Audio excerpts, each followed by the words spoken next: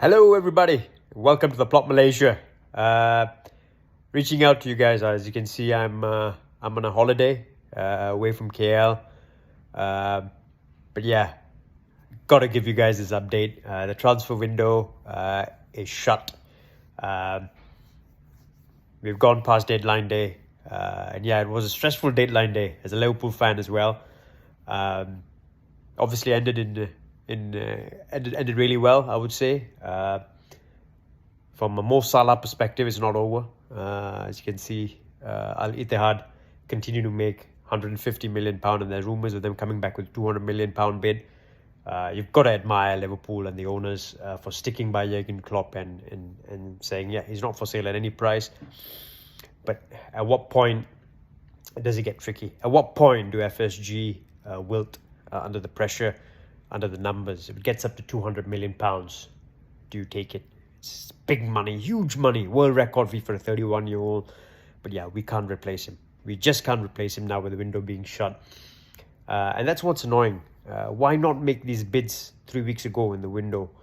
I don't know if I'm fueling conspiracy theories here, but is it to, at the same time, apart from strengthening themselves and strengthening the Saudi League, is it also to have a double whammy in the sense that put Liverpool at disadvantage against Newcastle, who obviously are owned by Saudi Arabia as well? So I don't know, but yeah, we'll have to wait and watch. On the plus side, what a finish to the window. Ryan Gravenberch, Jurgen Klopp has admired him. Pep Lijnders has admired him for a long time, from what we hear. They were after him from his days at Ajax, and they obviously chose to go to Bayern Munich at that point in time. What I also heard, guys, was that apparently he was on a shortlist of 3 midfielders that they were really after, in the sense that it was one of the 3 or 2 and 3 that really wanted. And in that list of generational talents, you could say, that they were after, it was Jude Bellingham, Aurelien Tchouameni, and Ryan Gravenberch.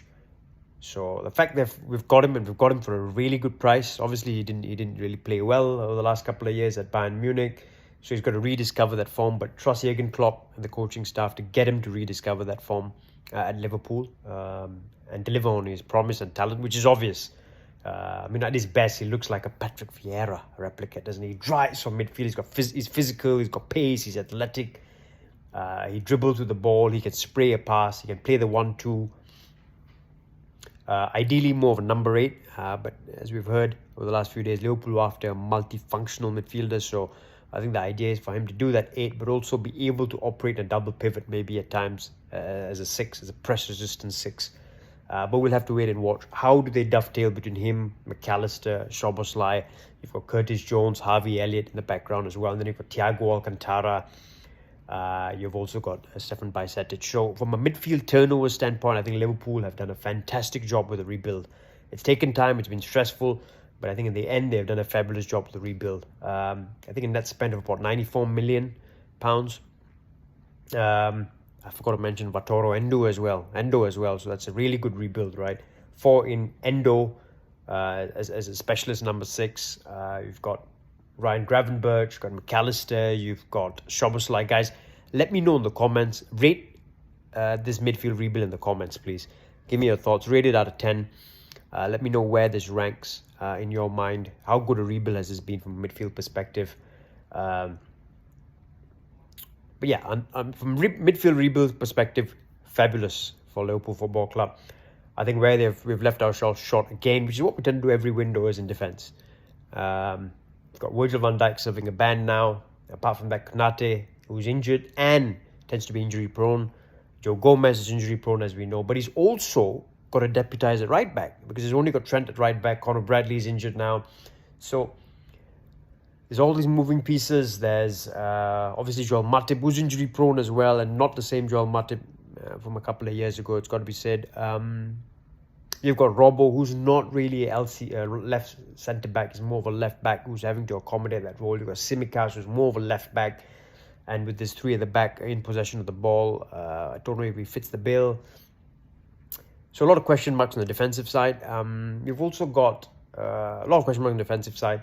What I would say is, with the fact that now we've got a strong midfield and a good array of midfield talent, does Jurgen Klopp think Stefan Bajcetic could play a role in defence. It's obviously the role or the position he played for the youth team. And in his earlier days, he played in a defensive role, in a centre-back role.